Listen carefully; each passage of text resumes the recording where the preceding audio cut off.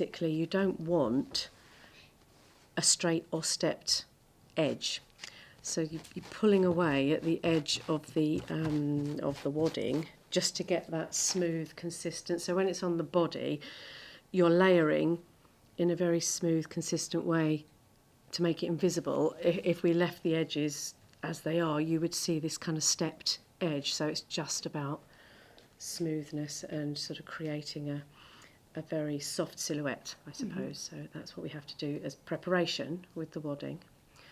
So you have to look at thinking about the body size. So if I'm working on Desmond, they've got a sort of slim, sort of juvenile body, whereas if we've got a sort of fuller body, we'll have to sort of use bigger pieces, different shapes, sort of some more oval, some circular, to go for hips, waists and busts. We've got some bust pieces ready to go. We can start laying pieces out and they will layer over each other. For this particular one, we're going to need to build a bit more at the sides.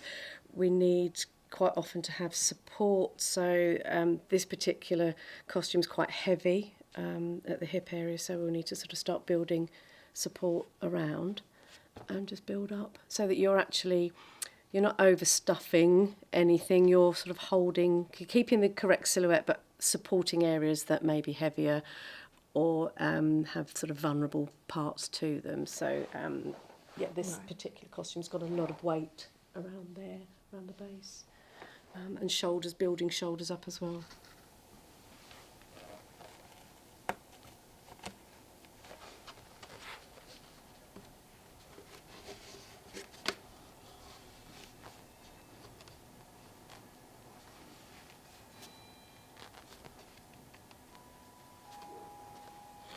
You can see it's blending, starting to now blend as one. So hopefully you end up with as close as you can to get to a smooth body shape, so you shouldn't see any kind of, so we're just building up. I'm going to try and build up the sides a bit here.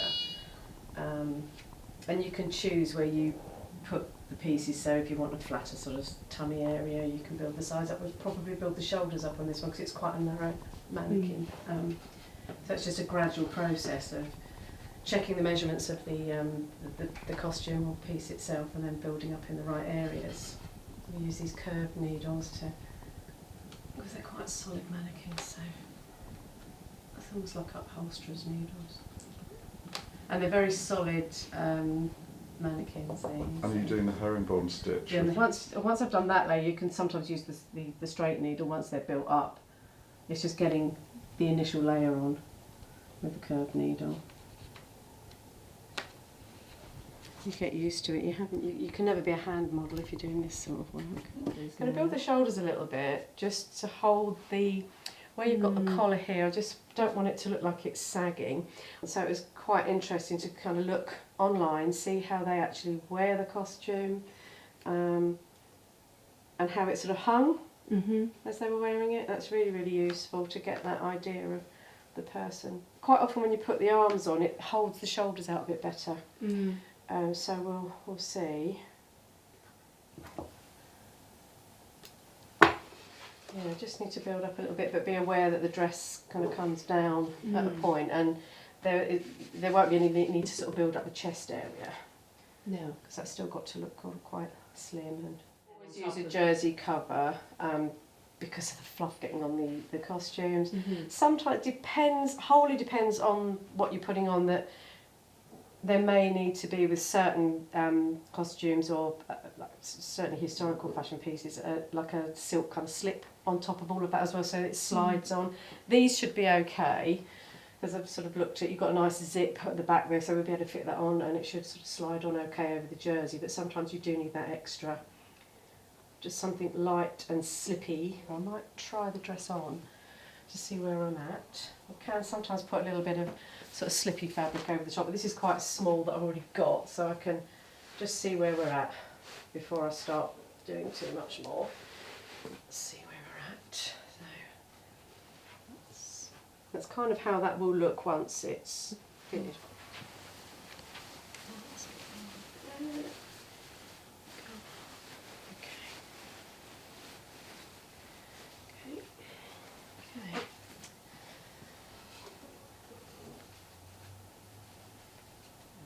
Next, I am going to just bring this area out a tiny bit more. It just needs a bit more on the shoulders to give that hold. It's absolutely fine here. If we go any tighter, we're going to any fuller, we're going to start feeling too tight. It's secure. The area I wanted it to be secure is around here where the weight of all the decoration is, but that feels fine. So I'm going on nice and smoothly, but not making the body shape too big, because looking at Desmond online, they're not, you know, there's a particular body shape we need to try and recreate. So I think I'll just give a little bit more here just to hold that up, and then we're good to go, I think. And I'll probably just cut round the jersey that we've got, just hide that, and then look at possibly putting some arms on there and seeing if we maybe need a bit more additional net, possibly, just to give it some full. It's quite full, so that'll just be something I need to have a look at, just to make sure that's holding the skirt out as well. That's great. So I shall take it off and then continue a bit more padding. I won't need to put it on again, because I can see exactly where I need to go, and then I'll start the jersey covering, and then it can be mounted fully. Great. Yeah, that's good. Pleased with that.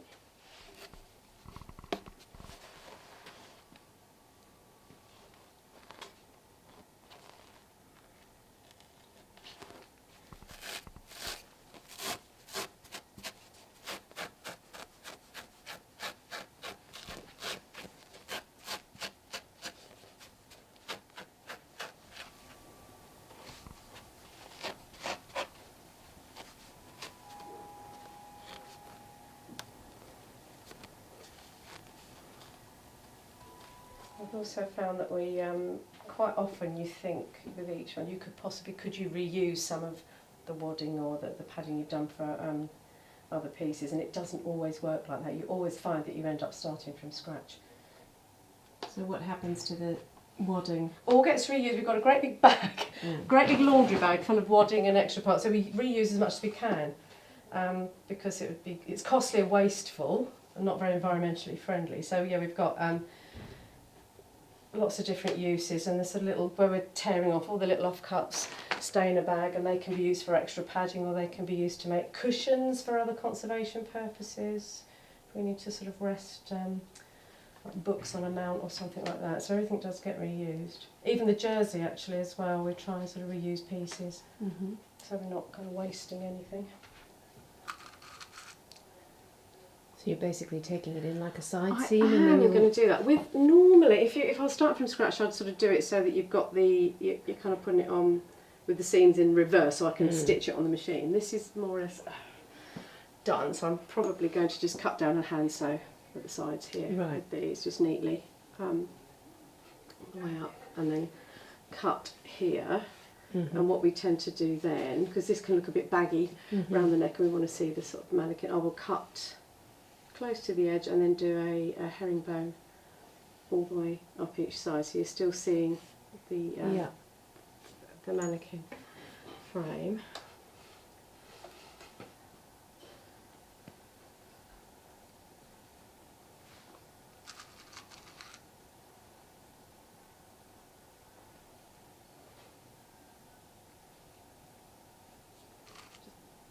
I'll probably cut round here as well.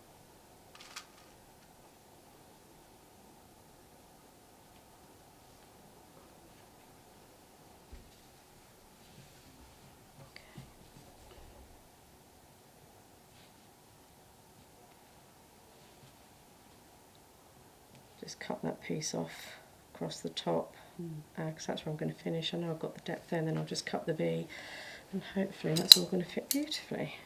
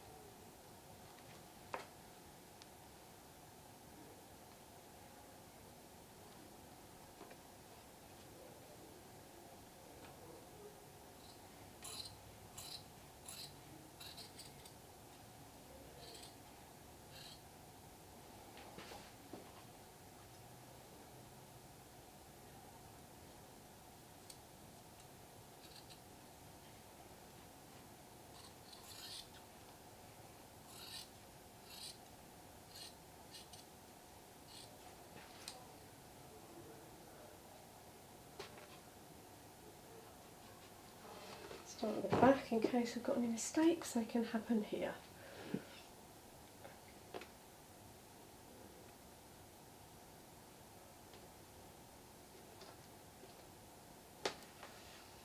We never have a chance. We never sit back and just appreciate what we've done, because we're then moving on to the next thing.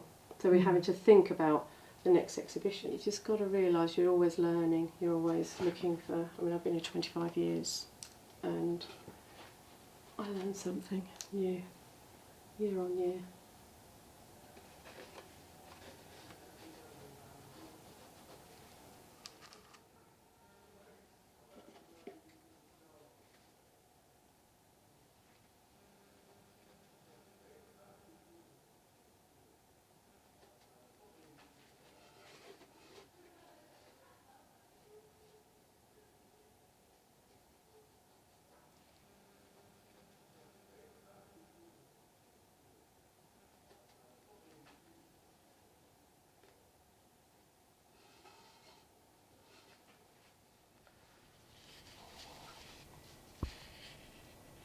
You see, I'm now stuck with a curve. So I started with a central strip, Yeah. which was very flat, and obviously the more you get to the curve, the more it creases. Okay. But then I'm left with this bit here, which is like a completely different cartographic thing to that. So it's almost like it might have worked round to here, and now I don't really know what I'm going to do. But then it might work, so I could prove myself wrong. So that's why I'm doing it anyway, because that seems to be the point of testing, is to do something anyway, so that you can compare it.